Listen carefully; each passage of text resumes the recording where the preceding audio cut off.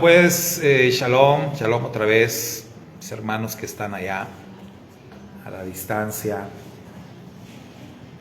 Vamos a estudiar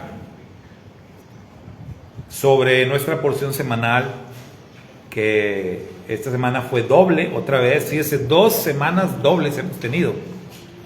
Primero Tazria Metzorah, ahora Aharei Mot Kedushim, 2 semanas doble. Esto quiere decir que nos llevamos doble bendición, porque cuando es, a esto también le llaman, en el judaísmo le llaman semana preñada. Semana preñada, cuando es doble porción, doble bendición también. Ya esta próxima semana pues se normaliza, pero muy probablemente para las últimas porciones de este libro Vaikra, no he checado el calendario, pero me parece que deben de venir dobles otra vez. Vamos a checar, pero sí, Bejar Bejucotai, van a venir juntas. Entonces, fíjese, el cierre de Vaikra con todo, ¿verdad? Con 3 semanas de doble porción. Bueno, gracias al Eterno porque estamos acá. Nosotros teníamos planes de no estar. O sea, teníamos planes de salir este fin de semana, mi familia y yo, pero pues hubo diferentes complicaciones, diferentes situaciones que pues nos llevaron a tomar la decisión de no hacerlo, ¿verdad? De no salir. Yo le decía a mi esposa, a mis hijos, una de las cosas que necesitamos mucho aprender es a ver las señales, saber cuando el Eterno te está poniendo como señales, te está diciendo no quiero que hagas esto, o no quiero que te muevas, o como tener ese discernimiento, ¿no? Y les decía yo, pues hubo varias cosas que se complicaron durante la semana, entre ellas pues mi salud, ¿verdad? Se me complicó otra vez el tema de la rodilla, y bueno, yo les decía, la verdad no quisiera ir o viajar así con el problema de la rodilla, porque pues se me dificulta mucho pues todo, ¿no? Y le decía, para andar dando lástimas por allá, pues mejor las doy acá. Entonces, pues no salimos. Ya habíamos programado, teníamos todo pues ya como encargado, pero vean lo que pasó, la tormenta, el problema aquí de la energía eléctrica. Entonces todo se complicó. También para los muchachos, por ejemplo, que traían preparadas las alabanzas, ellos traían preparadas las alabanzas con pistas. Entonces pues llegan aquí, no hay energía, no se puede y todo se complica, ¿verdad? Entonces decía mi mamá, por algo pasan las cosas. y bueno, también yo ya le había encargado el tema a alguien más que bueno, no pudo hacer su debut aquí, pero ya lo hará en otra ocasión, ¿verdad? Pero lo que sí vamos a hacer es lo que yo le había pedido a mi hermano, lo vamos a hacer, que es enfocarnos en el boletín, vean, el boletín que les doy cada semana, y también tomo como señal. Me decía la hermana Norma Díaz, que le mando saludos, Shabbat Shalom, hermana Norma, hasta Argentina, creo que sí está ahorita aquí conectada. Y la hermana en la semana, que también le envió el boletín, me preguntaba algo sobre el boletín precisamente, y la pregunta que me hizo la hermana Norma pues me dejó pensando, ¿verdad? Que dije, bueno, yo les estoy dando el boletín a los hermanos y realmente no sé si lo están, primero que lo estén leyendo, ¿verdad? Que lo estén leyendo todo completo, porque pues hay que leerlo, ¿sí? 2, si están contestando las preguntas. esa es otra. Si están contestando las preguntas del boletín. Y tres, y lo más importante, si están, pues, digamos, meditando en lo que está acá, ¿verdad? En lo que compartimos, si están meditando, si están aprendiendo algo del boletín. Entonces, todo eso me puso a pensar la hermana Norma con la pregunta que me hizo, y le dije, porque ella me dijo, hermano, ¿y cuándo se ve lo del boletín? ¿Verdad? Ella me preguntó, ¿cuándo se ve lo del boletín?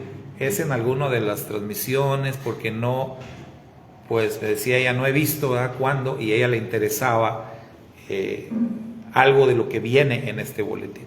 Entonces, eso me llevó a que dije, bueno, no voy a estar, pero a la persona que le encargue, le voy a encargar que se enfoque en el boletín, ¿verdad?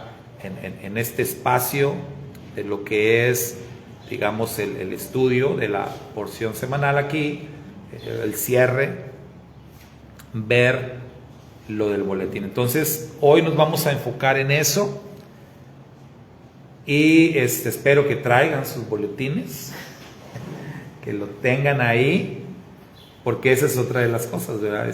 El boletín yo se lo doy adelantado a ustedes, pero realmente el boletín es para hoy. Entonces, por ejemplo, el boletín que les voy a dar hoy es para el próximo Shabbat. Entonces, se los doy adelantado porque en la semana vean las lecturas y tengan tiempo de contestar las preguntas y todo eso, ¿sí? Pero sí, el boletín pues es para traerlo en el Shabbat que corresponde. Entonces, este boletín que les di la semana pasada, y que yo la semana pasada me quedé sin boletín, por eso ahorita en la mañana le dije a mi esposa, oye, préstame el tuyo porque la semana pasada yo no alcancé, y alguien que me lo pidió, ¿verdad?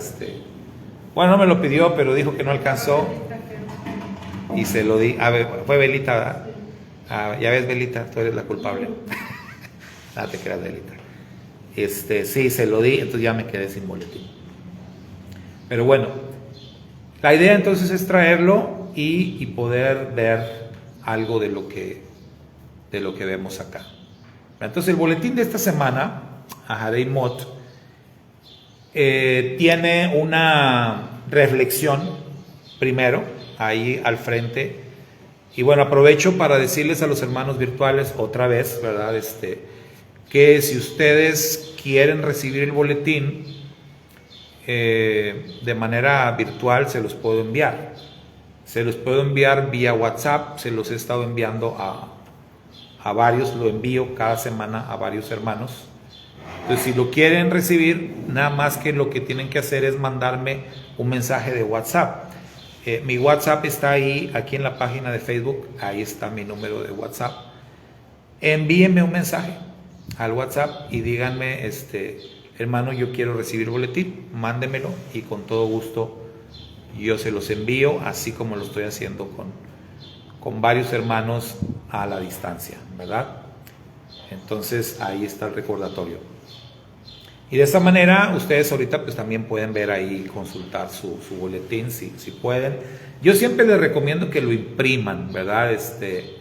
Los hermanos que están a la distancia, les recomiendo que lo impriman porque siempre es mejor. Será que, pues yo soy de la vieja escuela, ¿verdad? Y prefiero las cosas impresas a solamente estarlas viendo en el celular. Además, pues si estás viendo la transmisión, por ejemplo, en el celular, pues cómo vas a ver el boletín a la misma vez. A lo mejor hay manera, no sé, ¿verdad? Pero pues yo creo que es mejor tenerlo impreso. Bueno, en el boletín de esta semana, entonces, Aharei Mot Kedoshim, doble porción, tenemos al frente una reflexión bastante interesante. Quiero comentarles que esta reflexión es más bien como un escrito que hizo una doctora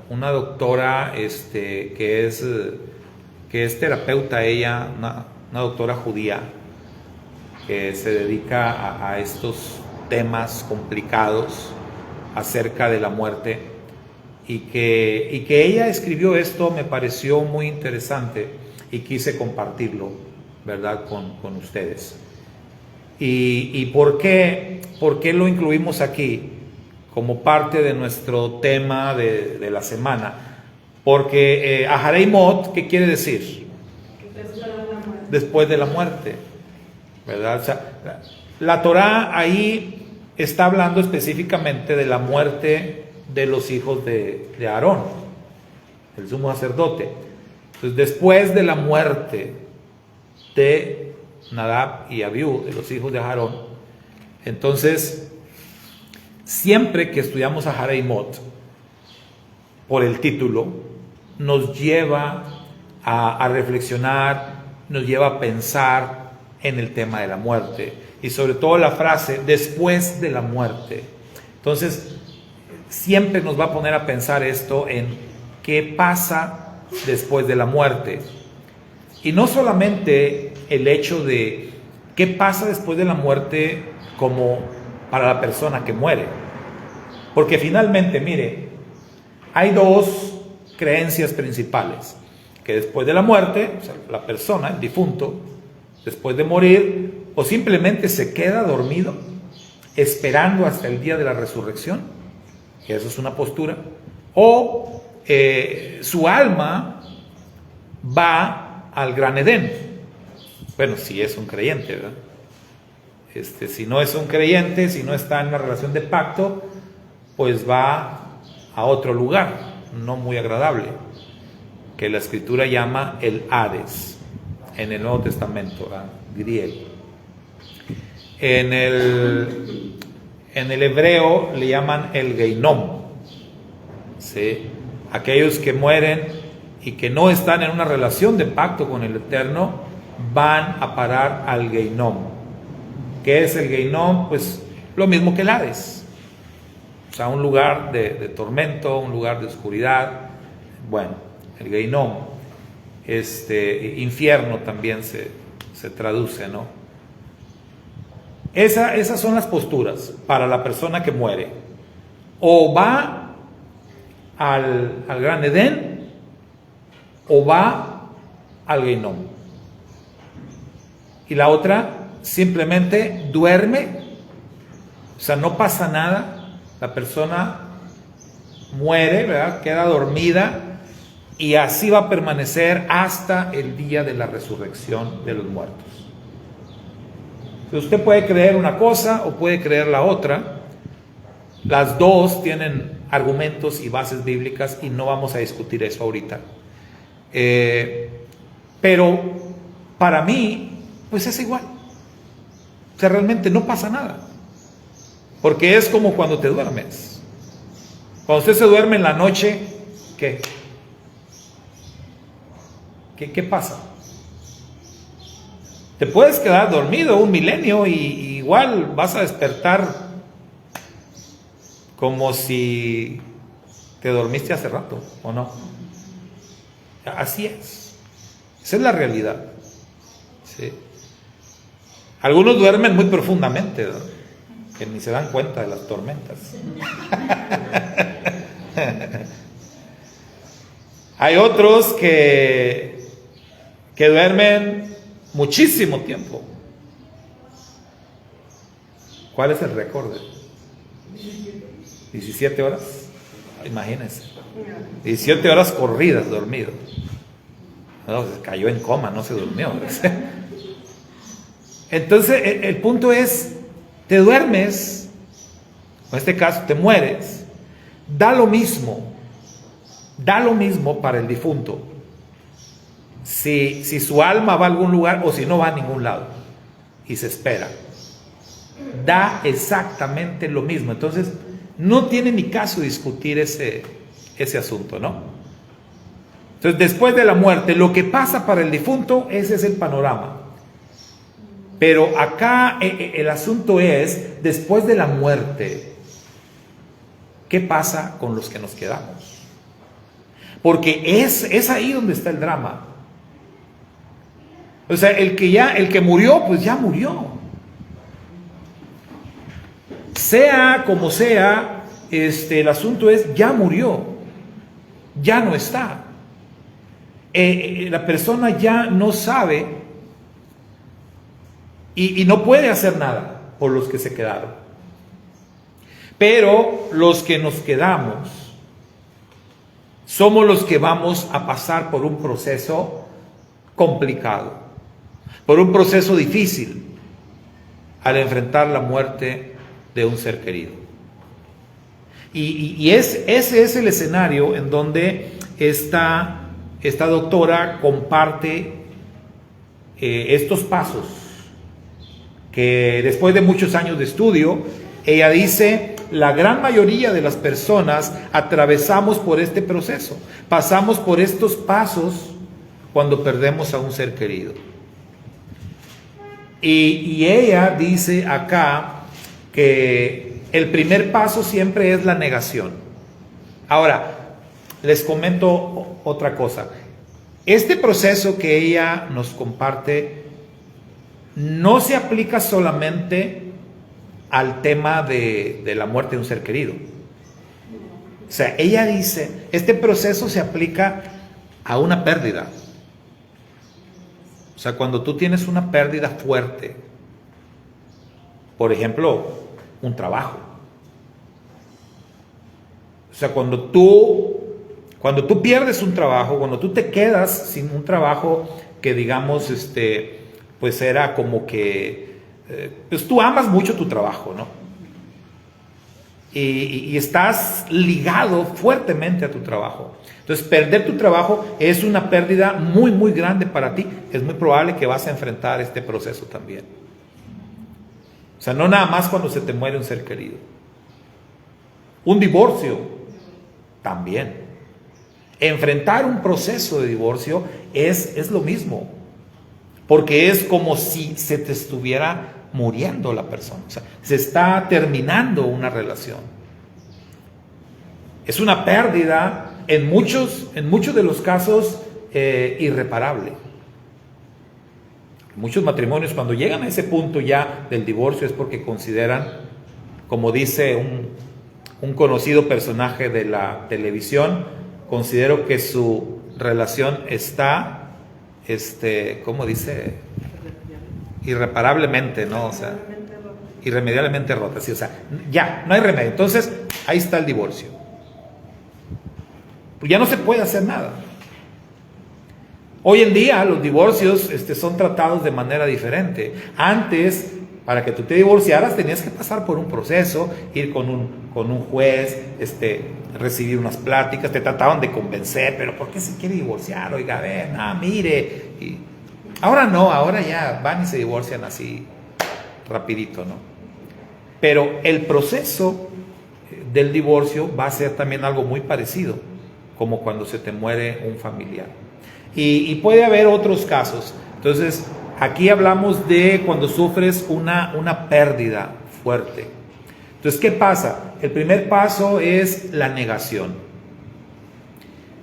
Y explica esta doctora que la negación es, fíjese, es una herramienta. Porque ¿cómo es que el Eterno entra en todo esto? El Eterno es maravilloso. El Eterno nos ha dotado de cosas que ni siquiera sabemos, de cosas que ni conocemos. Nuestro cerebro guarda tremendos secretos que nosotros no conocemos.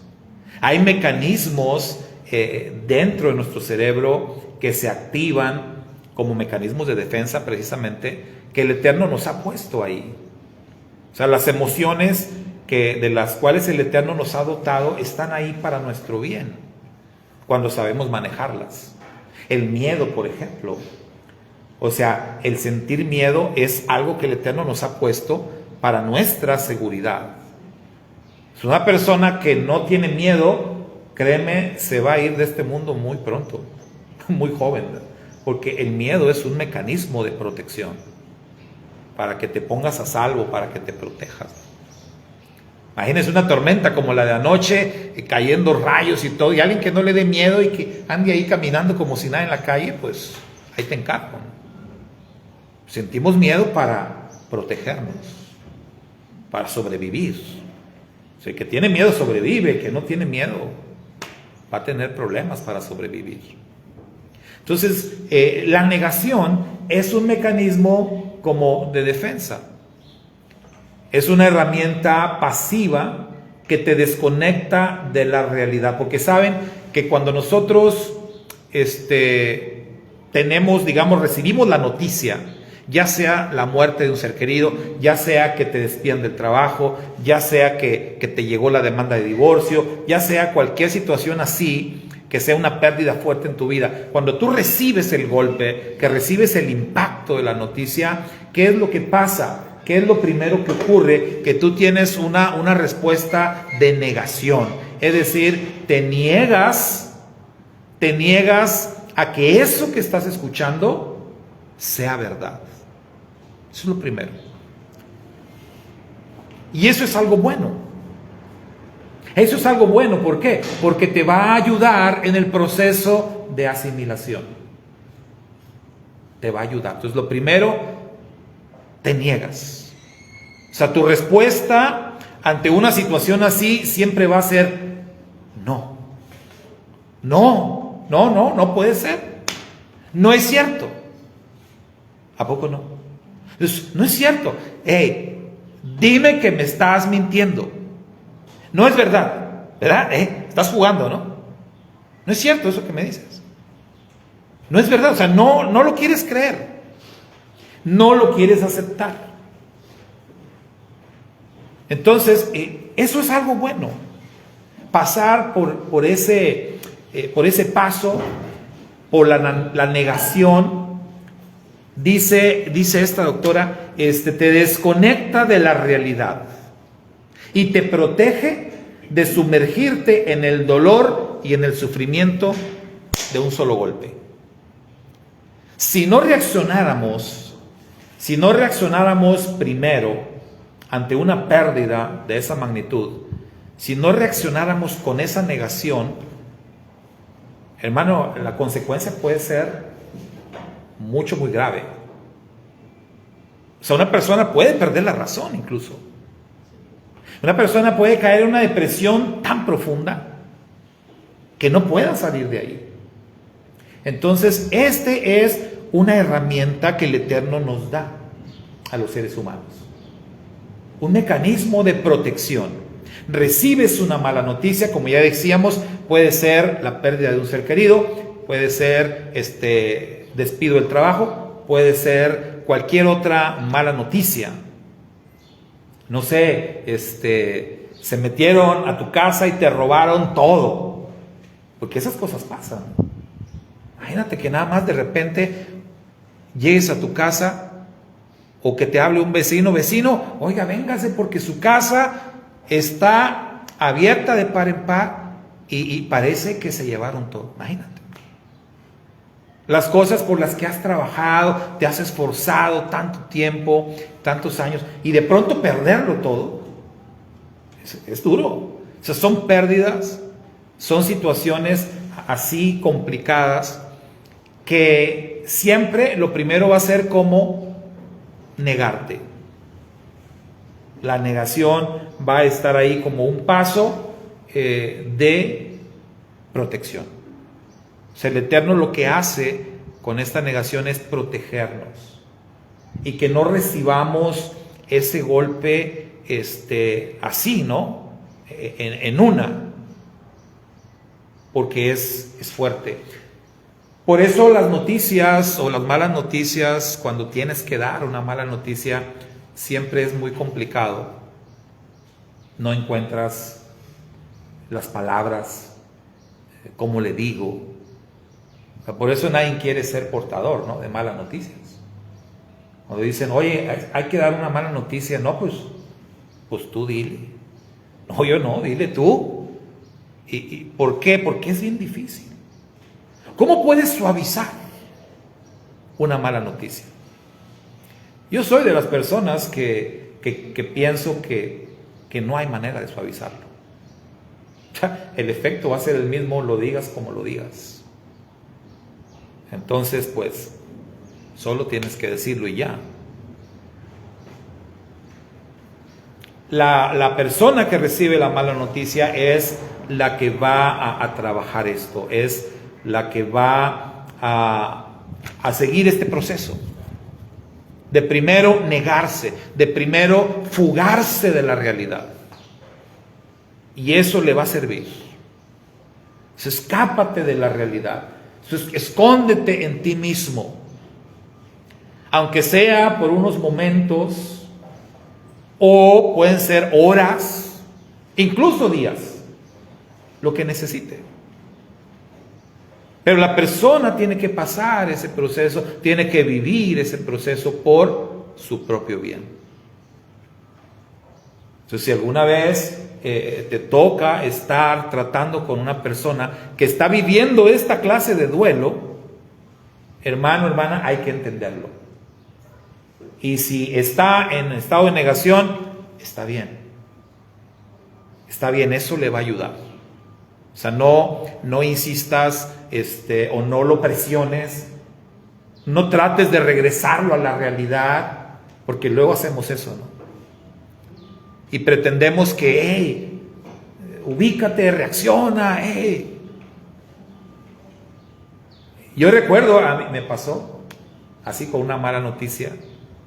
Y de alguna manera cuando íbamos, yo lo iba pensando, o sea, porque aquella ocasión todavía fue un tormento porque tuvimos que hacer un viaje. Tuvimos que hacer un viaje de más de 1 hora de camino. Y imagínense el tormento, ¿no? De ir pensando, pero a la vez negándote. O sea, a la vez no quieres pensar. Y vas en una lucha ahí en tu mente, ¿no?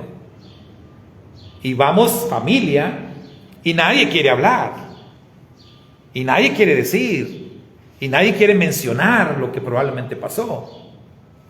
Pero cuando por fin nos dicen, pues, entras en esto, ¿no? Y yo recuerdo perfecto mi reacción fue esa, ¿no? De negarme.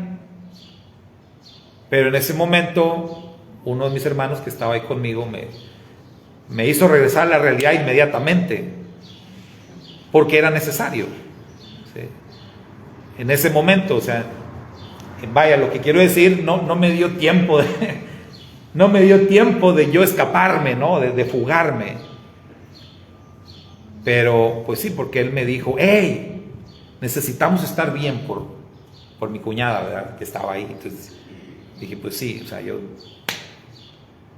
así que me tengo que sobreponer, ¿verdad? Y tengo que ser fuerte, pero a veces pasa. Cuando yo leo esto y digo, sí, es verdad, necesitas un momento, necesitas quizás, repito, a veces horas, escaparte de la realidad. Yo le he platicado a mi esposa, y creo una vez les platiqué aquí también, cuando se murió mi papá, yo estaba pequeño, y yo recuerdo que me escapé, o sea, literal, ¿verdad? Me escapé. Y me escapé porque como que nadie me puso atención, ¿verdad? Murió mi papá y todos, mis hermanos más grandes, mi mamá, pues todos estaban ahí con el dolor, etcétera. Y pues yo el más chico de todos, y pues yo nada más volteaba para todos lados. Y a mí, ¿quién me abraza, no? A mí, ¿quién me va a consolar o quién me va a decir algo? Nadie. Bueno, pues me voy y que me escapo, ¿no? Me acuerdo que me salí, estábamos en el hospital del Seguro Social. Me salí, era de noche, sí recuerdo que era de noche. Y el seguro tiene ahí unos pasillos, bueno, tenía en aquel tiempo unos pasillos que te ibas allá como a salir a no sé dónde. Bueno, por allá andaba yo perdido. Y tardaron un buen rato en encontrarme. Pero ya por fin me encontraron. ¿Qué estaba tratando de hacer? Esto. Escaparme de la realidad. Negarme. Si yo no quería aceptar la noticia. Y bueno, mi papá estuvo un buen tiempo, no recuerdo, quizás un mes, quizás más, no sé, pero mi papá sí recuerdo que estuvo mucho tiempo internado. Y a veces los adultos, siempre digo esto porque los adultos pensamos que los niños no sienten, pensamos que los niños no se dan cuenta o que los niños no se preocupan por estas cosas, pero hermanos, están en todo. Si yo era un niño, pero mire, yo estaba en todo. A veces los niños puede ser que estén jugando, pero están en todo. Y sienten, y saben, y piensan en las situaciones de los grandes también. Si yo recuerdo que todo el tiempo que mi papá estuvo ahí, yo iba a la escuela y todo, pero no, mi cabeza estaba siempre pensando y esperando esa noticia. Fue como un mes, quizás más, no recuerdo, pero fue un martirio. Y aunque era un niño, pero nomás pensaba en eso. Y cuando finalmente nos dicen, yo quería escaparme de la realidad. Entonces es un proceso, ¿verdad? Normal. Y después de esto de la negación, viene la ira. Te enojas. Te enojas y también es normal.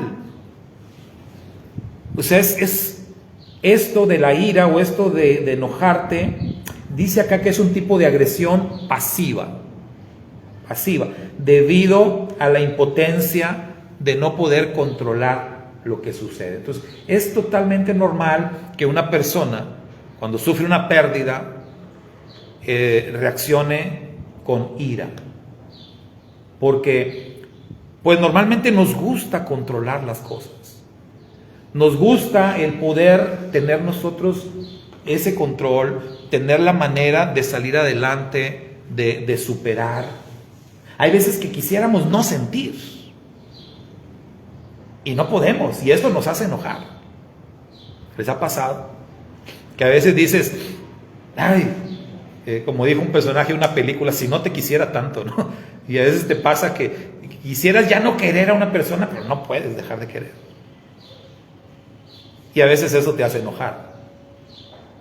Cuando sufres una pérdida y tú no tienes el control, tú no tienes la manera, tú no tienes la solución a eso, es probable que reacciones con ira. Pero es totalmente normal que la persona reaccione enojada. Incluso es normal que las personas busquen como culpar a alguien. Eso es parte de. ¿Sí? Entonces, no, nadie tiene que sentirse mal porque si el otro está pasando por un proceso de duelo, ya sea por la muerte de alguien, ya sea por un despido, ya sea por una pérdida fuerte, está viviendo un duelo. Entonces tenemos que entender su situación, tenemos que entender su enojo y tenemos que entender incluso que nos culpe por lo que le está pasando. Porque al final de cuentas es nada más un proceso de asimilación. Luego viene la negociación. Recuerde, todas estas son cosas que el Eterno nos ha dado, herramientas de las que echamos mano, y muchas veces sin conocerlas. Nunca te has enfrentado a una situación así, y cuando llega el momento, todos pasamos por esto, todos seguimos el mismo proceso. ¿Por qué? Porque el Eterno nos ha dado esas herramientas, nos ha dado esas capacidades para salir adelante. Entonces, número 3 viene la negociación. ¿Qué es esto? Es un tipo de manipulación usada para tratar otra vez de escapar de la realidad, ofreciendo para ello tratos pues que están fuera de nuestro alcance. Una vez me dijo un compañero en el seminario, me platicó su testimonio. Su esposa se le enfermó de gravedad al punto de que se temía por su vida. Y entonces él todavía no sufría la pérdida. Pero cuando tienes la sensación, ¿sí?, cuando hay una sensación inminente de peligro, ya sea de perder la vida, ya sea de perder una relación, ya sea de perder algo, o sea, cuando ya está la sensación inminente, esto empieza a trabajar en la persona. O sea, a veces ni siquiera necesitas sufrir la pérdida. Tan solo con sentirte amenazado, tan solo con sentirte en peligro, ya este proceso empieza a trabajar. Y este amigo me decía, su esposa estaba grave, estaba en el hospital, el pronóstico era reservado. O sea, los doctores le habían dicho, mira, esto ya no está en nuestras manos, sinceramente. Y pasa con muchos doctores, ¿no? Hay muchos doctores que se dicen ser ateos, pero hasta ellos dicen, mira, esto ya está en manos de Dios. Nosotros hasta aquí llegamos y ya. Y él así le habían dicho. Entonces, este amigo entró en todas estas etapas, ¿no?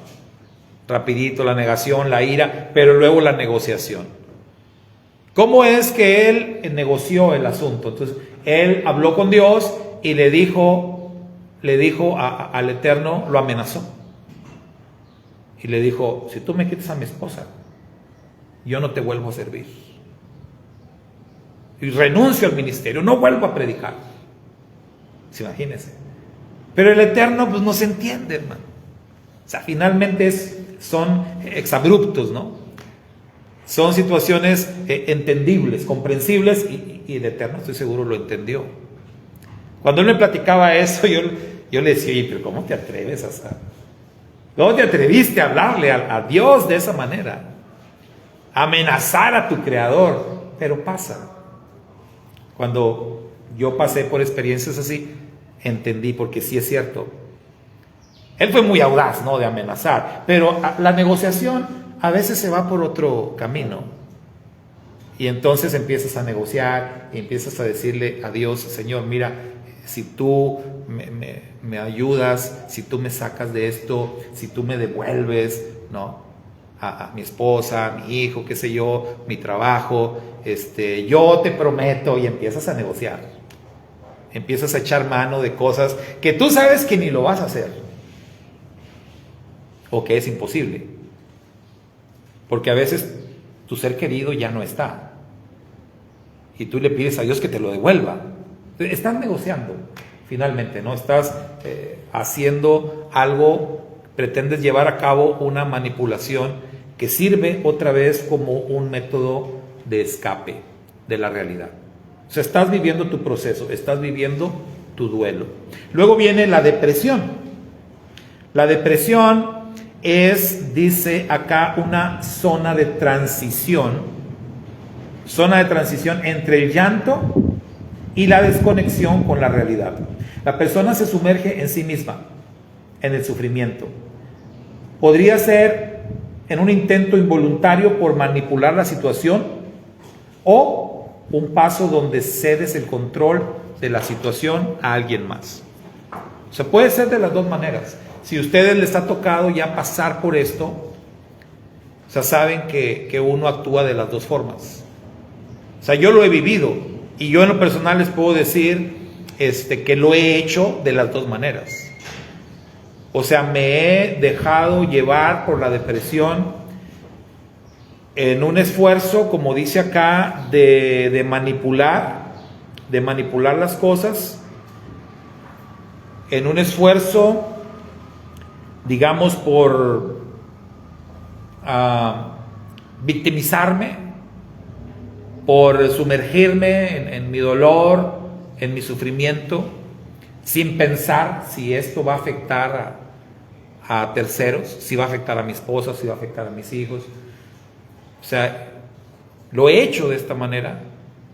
Pero también la otra forma que dice aquí, muchas veces ese paso de la depresión, lo único que está pasando es que te estás rindiendo, es que ya le estás dando el control de la situación a alguien más. Y eso es algo bueno. O sea, la otra parte, por la depresión tiene dos caras. La cara buena de la depresión es como, ya va a salir, mira, está él en su proceso de duelo, está a punto de salir adelante. Y la depresión, aunque parezca algo malo, no lo es. Es como que una etapa ya casi final, en donde ya va a ceder el control a alguien más. En este caso, primeramente a Dios, pero también a otras personas. Puede ser a los doctores, puede ser a algún familiar. Porque el tema de cuando estás viviendo un duelo es que quieres tú salir adelante por ti mismo. Quieres tú hacer las cosas. Quieres tú enfrentar todo sin ayuda. Es lo que pasa normalmente. Entonces, cuando te rindes y finalmente aceptas que necesitas ayuda, cuando finalmente aceptas que necesitas, no sé, un abrazo, que necesitas palabras, que necesitas motivación, que necesitas quizás abrirte, que necesitas hablar, pero es un proceso. Entonces la depresión positiva va por ese camino. La depresión negativa, bueno, va por el otro lado, donde la persona simplemente quiere mantenerse fuera de la realidad y se cierra, se encierra en sí mismo y se niega a hablar, se niega a escuchar. Y aunque la familia esté ahí y le hablen y le digan y lo abracen, pues está desconectado, porque decidió desconectarse. Y finalmente, la aceptación, ¿verdad? La aceptación es cuando la realidad se va imponiendo. O sea, tú ya fuiste por cada uno de los pasos, pero finalmente vas a tener que aceptar la realidad de las cosas. Entonces la realidad va ganando terreno, se va imponiendo, y entonces pues la persona que está viviendo el duelo empieza a hacer a un lado sus emociones, porque a este punto estamos actuando siempre en base a emociones y no en base a la razón. Normalmente en situaciones así de duelo, de pérdidas, siempre las emociones toman el control. Y lo que se necesita para salir de ahí es que la voluntad, el razonamiento, tome el control, o más bien recupere el control, y las emociones le bajen de intensidad. Mientras las emociones estén fuertes y mantengan el control de la situación, la persona va a estar en este proceso de duelo y posiblemente va a estar detenida en alguno de estos pasos que hemos mencionado. Pero cuando llega la aceptación, ahí pues ya la voluntad se impone, la realidad se impone. No es que dejas de sufrir, porque eso no existe. Eso no es verdad. Nunca se deja de sufrir. Es una pérdida de las llamadas pérdidas irreparables. Nunca lo dejas de sufrir. Nunca te deja de doler. Pueden pasar años. Años. Y cuando tú lo pienses, y cuando tú te acuerdes, te va a doler como el primer día. Eso es una realidad. Eso es lo que hacemos. Por eso el poder de la voluntad, ese poder tan grande que el Eterno nos da de tomar decisiones. Pero cuando tú decides sobreponerte, te vas a sobreponer. No es que dejes de sufrir, no es que ya no vas a sentir dolor, pero simplemente tú decidiste seguir adelante. Tú decidiste seguir con tu vida, tú decidiste encarar la realidad, la nueva realidad. Porque cuando vives una pérdida, definitivamente te enfrentas a un aspecto nuevo en tu vida. Y va a costar, por supuesto que sí. Pero el tema acá es que la decisión, que la voluntad, el libre albedrío es lo que te va a sacar adelante ante esta situación. Entonces, este es el procedimiento del que nos habla esta doctora, esta terapeuta que hizo esta investigación de muchos años. Yo la leí y por supuesto ella es creyente y yo pues veo la mano del Eterno en todo este proceso, y por eso lo quise compartir con ustedes en el boletín y que lo platicáramos hoy, ¿verdad? En este tiempo, ¿verdad? Para que cuando nos vuelva a tocar enfrentar alguna situación así, de pérdida de cualquier tipo, teniendo este conocimiento, créame que vamos a encarar las cosas de diferente manera. Y si no somos nosotros los que estamos pasando por eso, pero es alguien más, algún amigo, conocido, algún familiar, pues vamos a estar más capacitados para poder ayudarle, para poder entenderlo, y vamos a tener también más paciencia, ¿verdad? Para que pueda salir de esa etapa de duelo. Bueno, hermanos, vámonos a las preguntas, porque vamos a ver las preguntas también. Las preguntas del test, estas las vamos a ver rapidito. Me interesaba más ver más de cerca esto que ya vimos del proceso de duelo.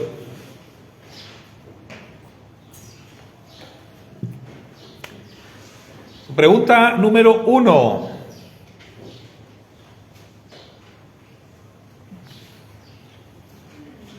¿De qué santa convocación nos habla la Torá al inicio de la parashá semanal? La primera es Ahareimot.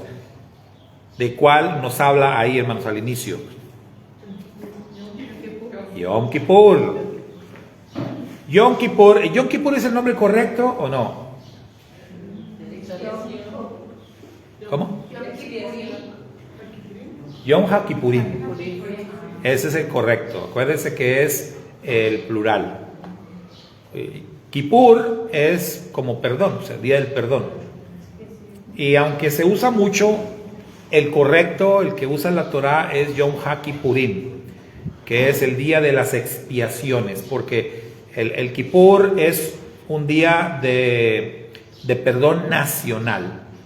Ese día el Eterno otorga el perdón nacional a todo Israel.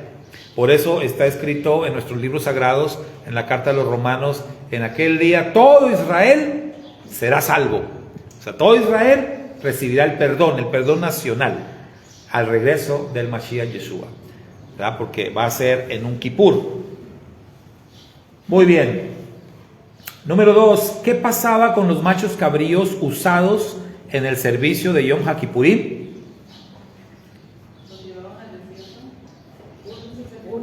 Estaban vivos delante de Yahweh en la entrada del tabernáculo, y luego echaba suerte sobre ellos. Uno era para Yahweh y otro era para la expiación. Muy bien. Entonces se echaban ahí unas suertes. Una le decían la suerte de Adonai, la suerte del Eterno, y la otra la suerte de Azazel. Entonces, uno de los machos cabríos iba a caer sobre él la suerte de Adonai, y en el otro era la suerte de Azazel. Los machos cabríos, estos tenían que tener ciertas características. Eran de un año. Y una de las cosas es que tenían que ser como gemelitos casi. Tenían que ser así como que igualitos, que casi no los pudieras diferenciar uno del otro. Eso es muy interesante, ¿no? El Adonai y el Azazel tenían que ser como que casi iguales. Entonces, bueno, el que le caía la suerte de Adonai, ¿qué pasaba con él? El que le tocaba la suerte de Adonai. Como ofrenda. Entonces, era sacrificado, ¿verdad? Era sacrificado. Y alguien dirá, oye, pues qué suerte. Esa es la suerte del Eterno, el ser sacrificado. Pues así era. Te tocó la suerte de Adonai. Entonces tú vas a ser el sacrificado. Y el otro, el suerte, que le caía la suerte de Azazel, ¿qué pasaba con él? Ya lo enviaban al desierto. Pero antes de mandarlo al desierto, exacto, le tenían que poner las manos, el Cohen, como para transmitirle, ¿no? O transferirle, mejor dicho, los pecados del pueblo, ¿no? Como que llévate esto y llévatelo bien lejos. Es muy interesante el ritual. Le transfería los pecados y lo llevaban al desierto. Entonces, de alguna manera, uno era sacrificado y el otro era liberado. Entonces, acuérdese de esto en relación al Mashiach, Yeshua. Que aunque Yeshua no murió en Kippur, murió en Pesach. Ya lo hablamos, ¿no? En el día de Pesach. Porque pero esto de la suerte de Adonai y de Azazel parece que estuvo presente en el sacrificio de Yeshua. Y Yeshua cargó con la suerte de Adonai. ¿Y quién cargó con la suerte de Azazel?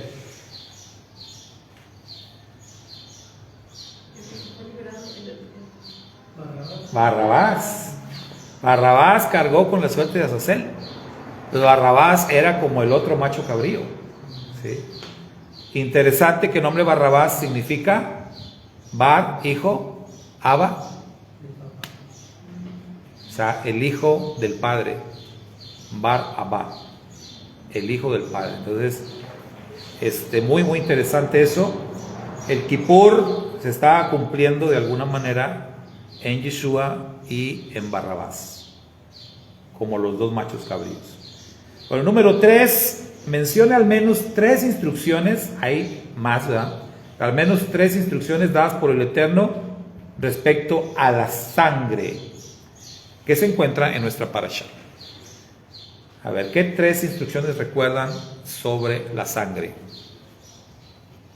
Primero, que está prohibido no comer sangre. Segundo, que prohibido comer sangre. Salían de casa y se encontraban algún animal que podía comerse, tenían que sacar, derramar la sangre y cubrirla con tierra. Ahí está, ¿verdad?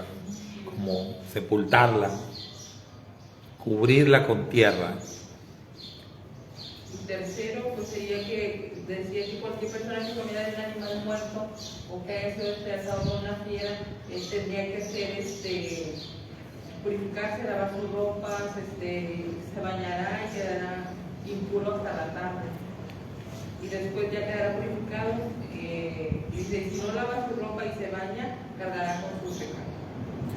Muy bien, bueno, ahí tenemos, ¿no? Varias instrucciones en relación a la sangre, muy interesantes, todas y cada una de ellas. Quizás la más destacada, el tema de no comer sangre.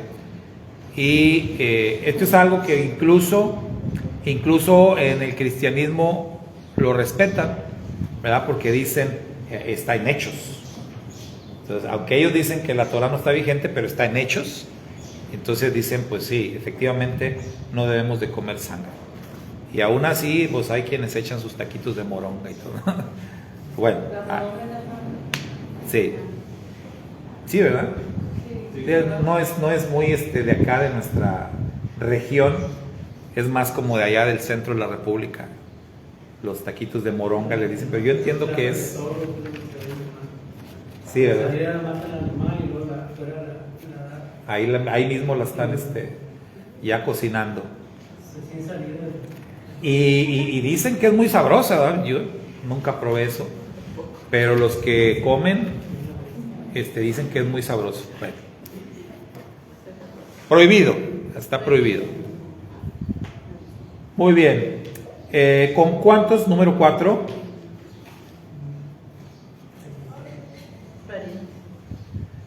Número 4. ¿Con cuántos parientes? Es que estaba viendo acá las respuestas de lo que están comentando. ¿Con cuántos parientes cercanos la Torah prohíbe de manera tajante tener relaciones sexuales?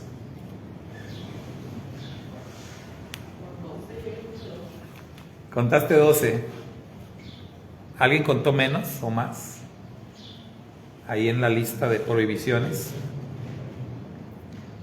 Sí, cuando tocamos este tema, ¿no? Es interesante que si defines la definición hoy en día de lo que es una relación sexual, una definición moderna, pues es como que la relación entre dos adultos que toman decisiones, etcétera, etcétera. Pero si a una persona que te da la definición tú le dices, oye, de acuerdo a tu definición, entonces ahí califica que haya relaciones sexuales entre un hermano y una hermana, ¿no? O de un sobrino con su tía. Entonces, aún la gente más open mind, le dices eso y dicen, ¿qué te pasa? No, eso no. Porque hay algo en nuestra cabeza que el Eterno nos puso. Hay un chip aquí, lo que le dicen conciencia, que inmediatamente rechaza esas cosas. Entonces, todas las prohibiciones que están acá en la Torah, no necesitas ser un creyente y no necesitas ser un temeroso del Eterno para sentir rechazo por estas cosas. Las sientes de manera natural, porque todos lo tenemos en el cerebro, ¿verdad? Entonces, bueno, nuestra hermana dice que contó 12, y yo conté 13, entonces, ¿sí? ¿Contaron 13? Ok, yo conté 13 también, pero luego checamos ahí, a lo mejor se le pasó o estamos contando una de más, no sé.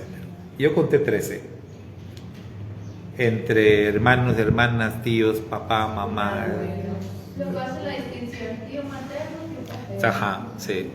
Sí, porque son diferentes líneas, ¿verdad? Entonces, muy bien, 13. Entonces, a mí me llamó la atención el número 13. Si es 12, igual, por el tema de las 12 tribus. Pero acuérdense que las llamadas 12 tribus de Israel en realidad son 13. No son 12, son 13. Entonces, pues los dos son números interesantes. Número 5, ¿por qué razón, dice el Eterno, la tierra se volvió inmunda y está siendo castigada?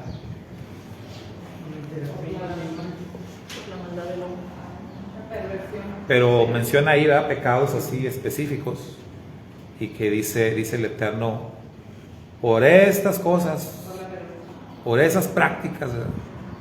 O sea, podemos manejarlo como depravación, ¿no? O la depravación moral que hay, como dice el Rab Shaul allá en la Carta a los Romanos, ¿verdad?, también, que el hombre ha sido reprobado. Sí, el Eterno los ha entregado, dice, a sus mentes reprobadas, porque prefirieron hacerle caso a sus instintos, prefirieron seguir su propia voluntad antes de darle la gloria y la honra al Creador del universo. Prefirieron las personas honrar a las criaturas, dice, antes que al Creador. Entonces, idolatría, prácticas morales, mejor dicho, prácticas inmorales terribles, la cuestión de los animales, o sea, depravación, ¿sí? Y dice el Eterno en esta parashá, por eso yo estoy castigando la tierra. Y Él está eligiendo a Israel para que el pueblo de Israel sea la diferencia. Cuando entendemos eso, también nos debe de, como decimos, de caer el 20, el tamaño de la responsabilidad que tenemos en medio de un mundo que está en depravación, ¿sí? Nosotros somos llamados a marcar la diferencia.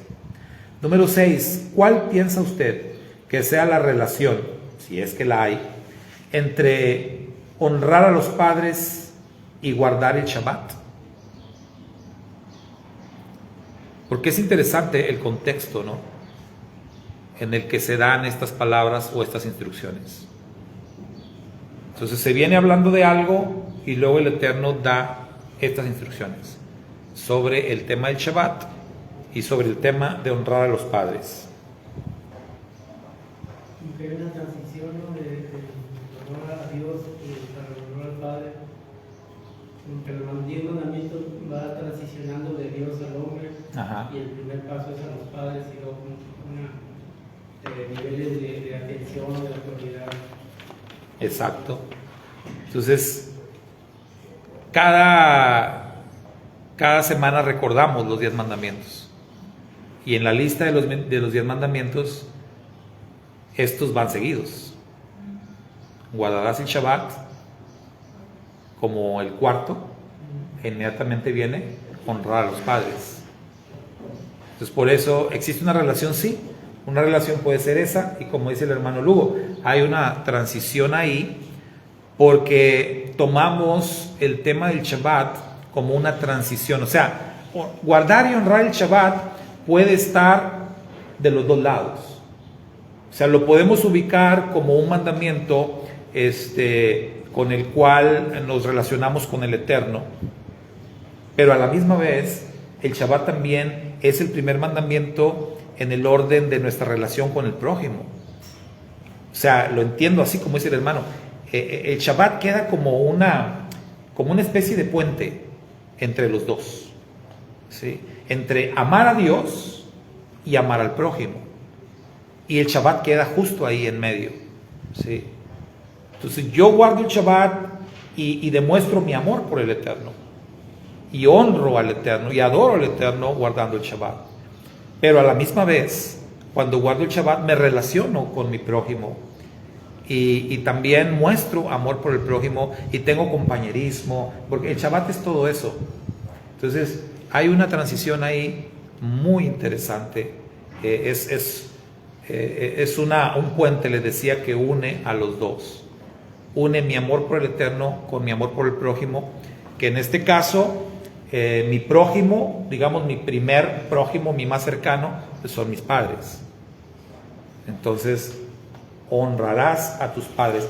Ahí mismo en el boletín hay una parte donde escribí en el camino a la santidad, que es el tema de la Parashá Kedoshim. Las acciones deben venir antes que los pensamientos, pues el individuo primero debe santificar sus actos y recién después puede elevarse al nivel de santidad del pensamiento. Por eso la mitzvah de temer a los padres u honrar a los padres es santidad en acción. Aquí antecede a la mitzvah del Shabbat, que es la santidad en el pensamiento. Esto me gustó mucho, ¿no? Esta reflexión, porque en el orden de la Torah primero es guardar el Shabbat y después honrar a los padres, pero en esta parashá primero se hace mención de honrar a los padres y después de guardar el Shabbat. Entonces ahí está la relación, como le explica este rabino de una manera magistral, ¿verdad? Con poquitas palabras, pero podemos entender que sí existe esa relación. Bueno, número 7. ¿Qué mandamiento respecto a los ancianos encontramos en la Parashá Kedoshim y cómo podemos interpretar tal instrucción? ¿Cuál es el mandamiento, hermanos? No, respecto a los ancianos.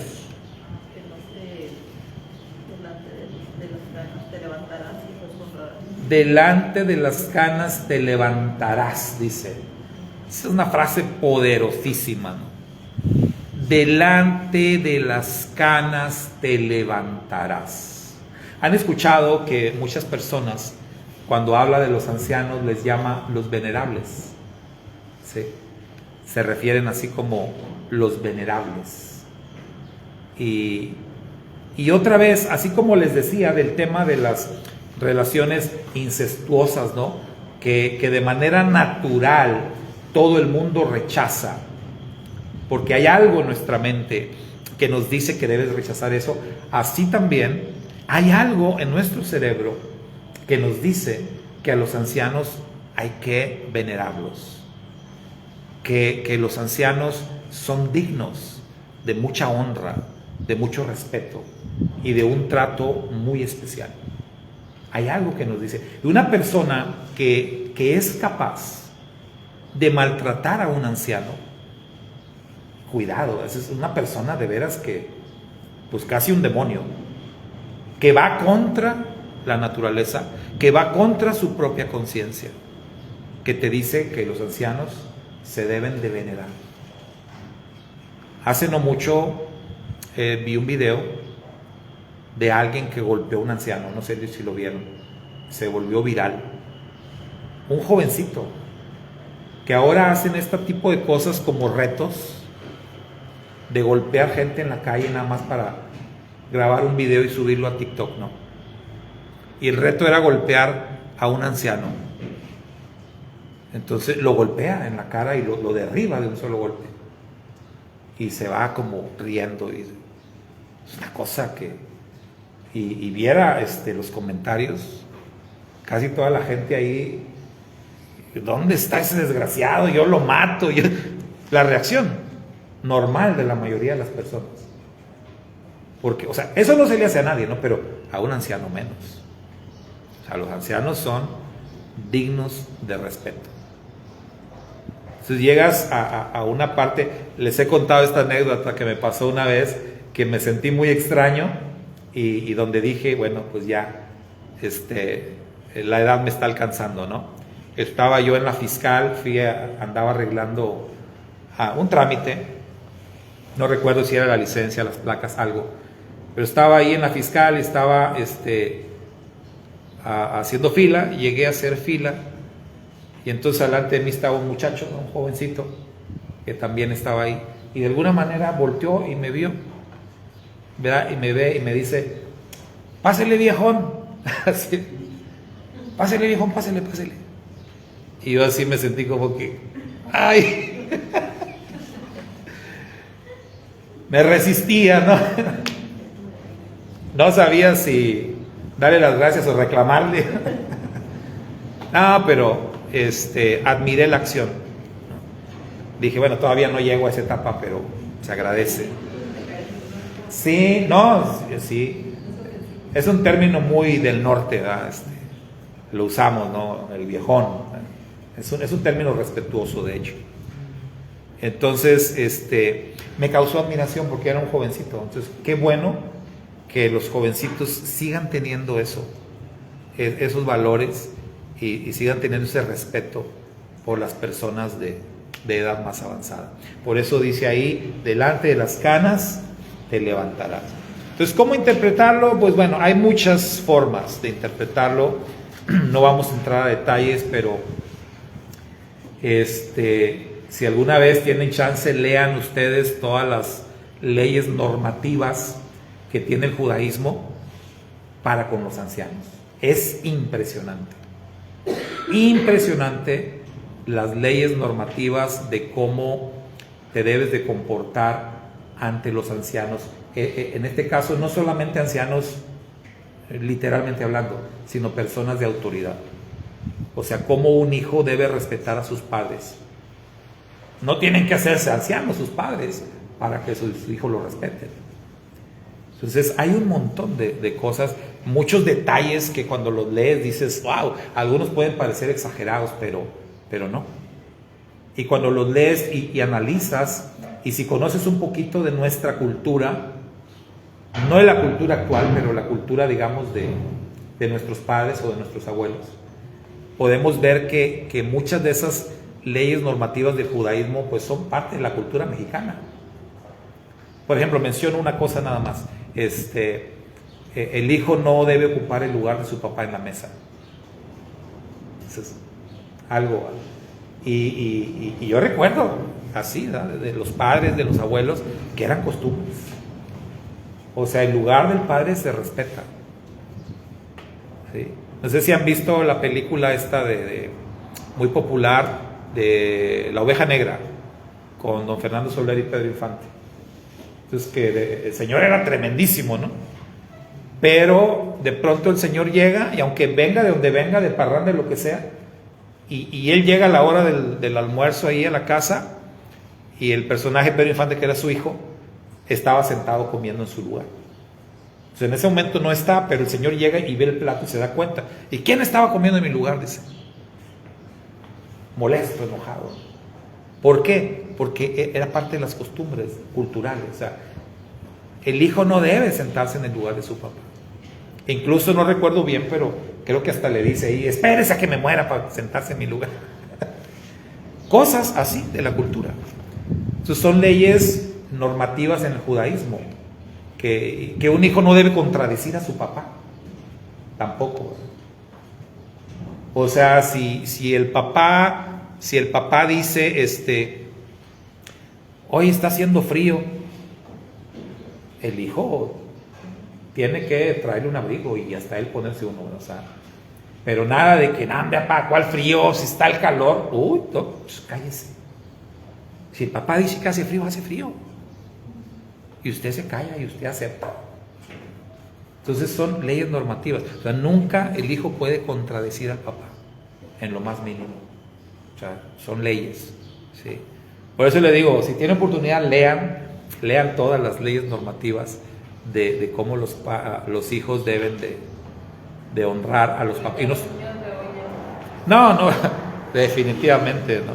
Y no nada más a los papás, a los maestros, a los mayores, a los maestros de Torah, a los rabinos, cómo se debe de honrar. O sea, son leyes muy, muy interesantes, muy buenas. Pero yo cuando las leí por primera vez hace años, lo que me impactó fue que muchas de esas cosas en nuestra cultura se practicaban antes, como ya dijo la hermana, ahorita no. No, hombre, ya, ahorita, ni en sueños, no. Los niños de hoy.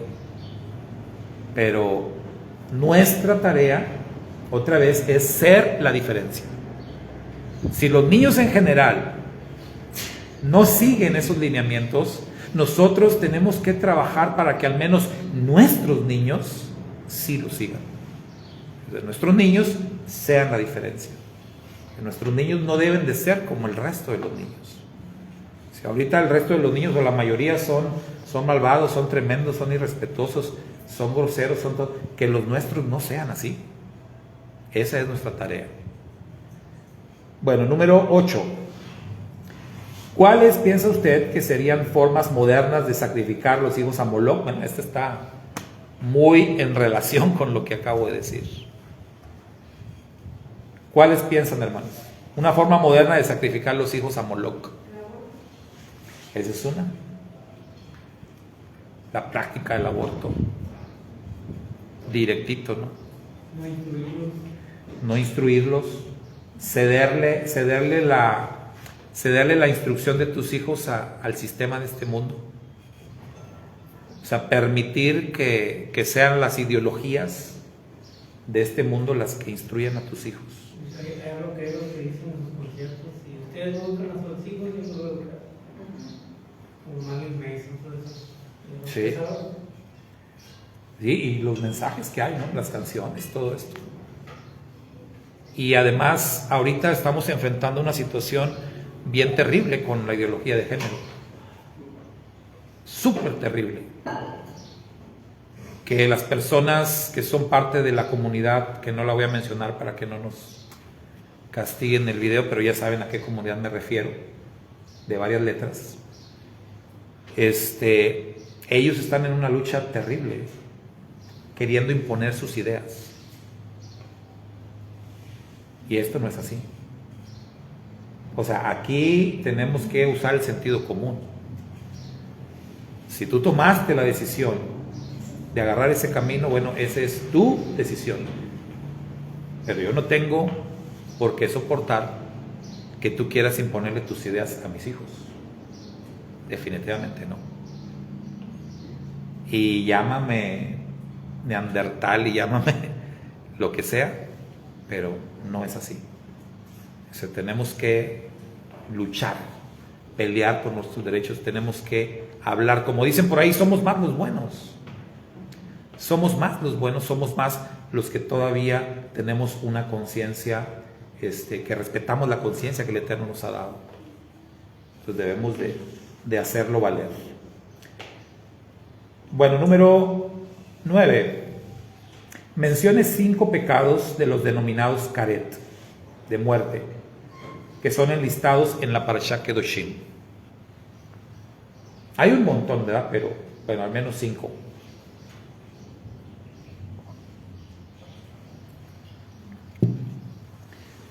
Pecados de muerte.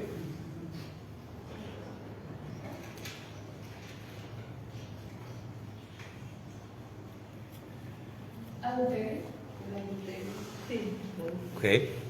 Insultar a tu padre o a tu madre. Insultar a los padres. También, ¿verdad? Karet.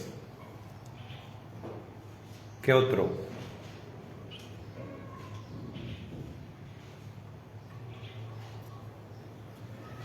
Hay una lista amplia ahí. Pues de inmoralidad, que dice: si un hombre se acuesta con la esposa de su padre, ha descubierto la deuda de su padre, aún se le dará muerte, su sangre será su bien. Homosexualidad. La mayoría de los pecados, bueno, los que mencionamos hace rato, ¿no? De los 13, son, si los cometes, son considerados caret.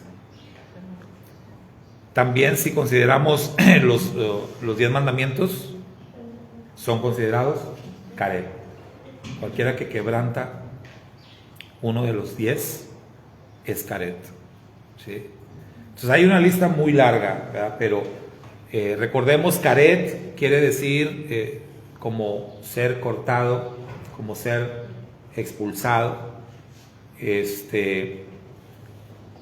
No necesariamente era matarlos. O sea, había casos, hubo casos donde sí ocurrió, porque el Eterno quiso dar un ejemplo, o mejor dicho, un castigo ejemplar, ¿sí?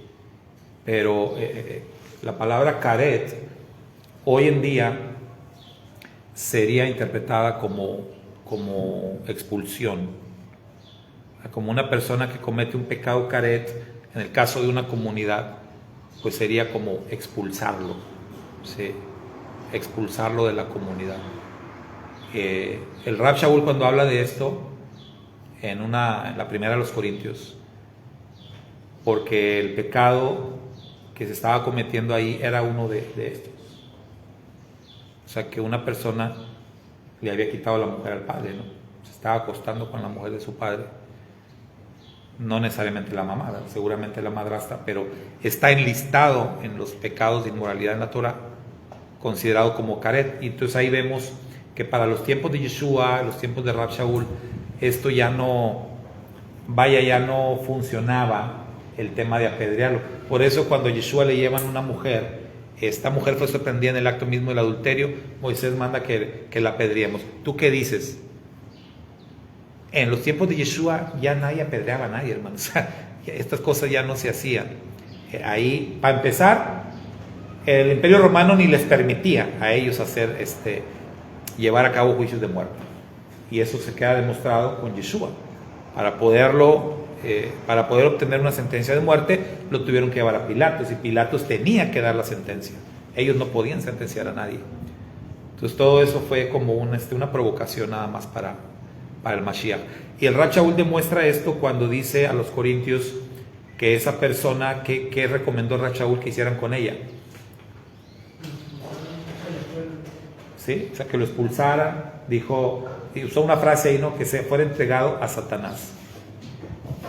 Y está interesante ese concepto, ¿no? Que se ha entregado a Satanás.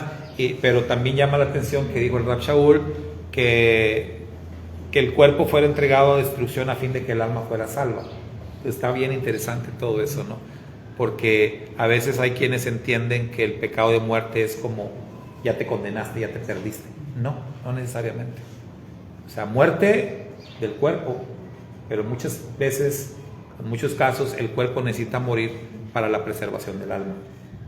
Entonces, no hay manera de frenar a alguien que quiere irse a la fuerza por el mal camino, sino, ¿sabes qué? Ya mejor que se muera, pero que su alma sea salva, ¿sí? Entonces, el Rab Shaul dice eso, está hablando de caret, pecado de muerte. Bueno, número 10 y última, ¿cuál es la postura del Eterno respecto a las costumbres de las naciones? O sea, que no son Israel. Dice que bueno, Israel las naciones por todas esas prácticas que ellos tienen. Las aborrece, ¿no? La postura del Eterno es que Él aborrece todas esas prácticas. Y por eso advirtió a su pueblo, no se vayan a contaminar ustedes con eso. No se vayan a dejar llevar, no se dejen influenciar, no vayan a caer en eso, porque yo odio esas cosas. Imagínense, es como cuando los padres de Esaú, Esaú sabiendo que sus papás lo menos que querían era que sus hijos se fueran a casar con mujeres paganas. ¿Y qué hizo Esaú? Agarró dos. Dijo, ¿les molesta eso? Pues agarro dos. Eso es terrible. Entonces, imagínate si tú sabes que tus padres, hay algo que tus padres detestan, hay algo que tus padres no toleran, ¿no? Y se los vas a restregar. Cuidado con eso. cuidado con eso. Entonces, como hijos siempre tenemos que buscar hacer lo que nuestros padres nos dicen. Hablando del Eterno, pues con mayor razón. El Eterno advierte y nos dice qué cosas a Él le desagradan, qué cosas Él abomina, qué cosas Él odia, para que no las hagamos. Y esa es lo que le dice a Israel al final ya de la parashá, diciéndoles: yo los he escogido a ustedes para que ustedes sean santos, porque yo soy santo. Ustedes tienen que marcar la diferencia con el resto de las naciones. Bueno, Shabbat Shalom. Así concluimos el día de hoy con esto que queríamos ver de nuestro boletín. Al rato les voy a entregar el boletín Emor para la parashá de esta próxima semana. Les encargo que vean bien el boletín, porque pues probablemente el próximo Shabbat otra vez nos enfoquemos en ver algunas cosas, algunos aspectos del boletín. Shabbat Shalom, bendiciones hermanos que nos han acompañado allá a la distancia. Y les repito, si quieren recibir el boletín, mándenme WhatsApp y con todo gusto se los envío. Nos vemos más tarde.